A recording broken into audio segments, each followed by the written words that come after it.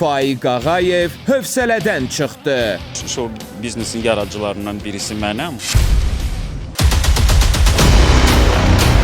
Xalq artistini dilə gətirən nə oldu? Saxta yollarla da o trendi əldə etmək olar. O, hansı həmkarına irad bildirdi? Yəqin dərd içindədir. Mən 37 ildir ki, dayanmıram. Videoya keçməzdən öncə bu cür videoların davamının gəlməyini istəyirsinizsə, videonu bəyənməyi və bildiriş butonunu açmağı unutmayın. Faiq Ağayev hövsələdən çıxdı. Şou biznesin yaradıcılarından birisi mənəm. Xalq artistini dilə gətirən nə oldu? Saxta yollarla da o trendi əldə etmək olar. O, hansı həmkarına irad bildirdi? Yəqin dərd içindədir. Mən 37 ildir ki, dayanmıram. Nə yaxşı ki varırsan, ətirli baharımsan, sənlə bütövrəm mən, çünki yarımsan. Musiqi eşqi ilə yanıb tutuşan, illərdir ki, sənət tarlasında külünk çalan xalq artisti səhnəmizin qızıl şlageri dayanmadan yeni layihələr üzərində çalışdığını bildirir. Mən 37 ildir ki, dayanmıram. Dayananı nə kainat sevir, nə təbiət, nə tamaşaçı, nə də ki, şou biznes. Şou biznes qüsuru var. Hə, yəqin ki. Səni görüb oluram lal kimi, dodağı yanağı bal kimi, eşqimin odu tək sakini, odu qəlbimin hakimi. Sənətçi şou sakinlərinə yerlərini göstərdi. İş ondadır ki, şou biznesin yaradıcılarından birisi mənəm. Ona görə mən burada da olmalıyam. Və mən bir dəfə hansı həmkarınız soruşdu ki, nə vaxta kimi oxuyacaqsınız, nə vaxta kimi sənətdə olacaqsınız. Söylədim ki, bu sfera mənə maraqlı olana qədər mənə maraqlıdır. Mənə yeni mahnılar maraqlıdır, yeni kliplər maraqlıdır, yeni tədbirlər maraqlıdır. Ona görə dayanmaq yoxdur. Əldə bir qədər şərab, səni əvəz eləmir, həsrətli xatirələr, səni əvəz eləmir.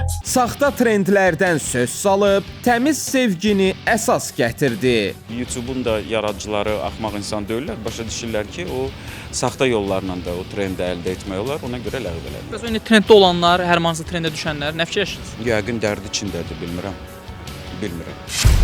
Təbii ki, sevənləri olacaq, istənilən mahnının sevənləri olacaq. Çünki insanlar da müxtəlifdir. Faiq Ağayev hövsələdən çıxdı. Şou biznesin yaradıcılarından birisi mənəm.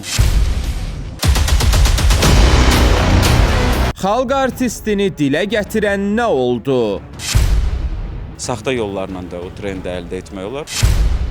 O, hansı həmkarına irad bildirdi? Yəqin dərd içindədir. Mən 37 ildir ki, dayanmıram. Nə yaxşı ki varırsan, ətirli baharımsan, sənlə bütövrəm mən, çünki yarımsan. Musiqi eşqi ilə yanıb tutuşan, illərdir ki, sənət tarlasında külünk çalan xalq artisti səhnəmizin qızıl şlageri dayanmadan yeni layihələr üzərində çalışdığını bildirir. Mən 37 ildir ki, dayanmıram. Dayananı nə kainat sevir, nə təbiət, nə tamaşaçı, nə də ki, şou biznes. Şou biznes qüsuru var. Hə, yəqin ki. Səni görüb oluram lal kimi, dodağı yanağı bal kimi, eşqimin odu tək sakini, odu qəlbimin hakimi. Sənətçi şou sakinlərinə yerlərini göstərdi. İş ondadır ki, şou biznesin yaradıcılarından birisi mənəm. Ona görə mən burada da olmalıyam. Və mən bir dəfə hansı həmkarınız soruşdu ki, nə vaxta kimi oxuyacaqsınız, nə vaxta kimi sənətdə olacaqsınız. Söylədim ki, bu sfera mənə maraqlı olana qədər mənə maraqlıdır. Mənə yeni mahnılar maraqlıdır, yeni kliplər maraqlıdır, yeni tədbirlər maraqlıdır. Ona görə dayanmaq yoxdur. Əldə bir qədər şərab, səni əvəz eləmir, həsrətli xatirələr, səni əvəz eləmir.